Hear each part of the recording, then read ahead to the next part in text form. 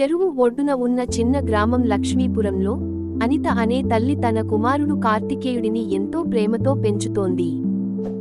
కార్తికేయుడు చదువులో చాలా తెలివైనవాడు. అతడి కల పెద్ద ఇంజనీర్ అవ్వడం.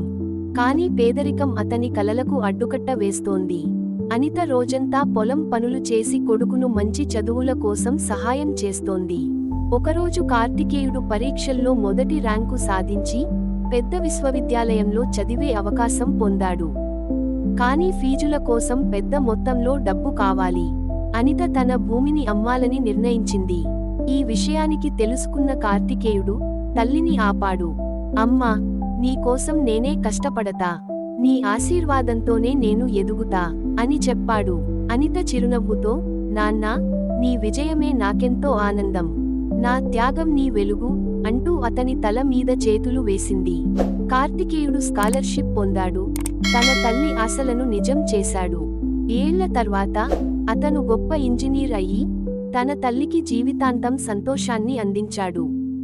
మీకు వీడియో నచ్చితే దయచేసి సబ్స్క్రైబ్ చేయండి, లైక్ చేయండి మరియు షేర్ చేయండి.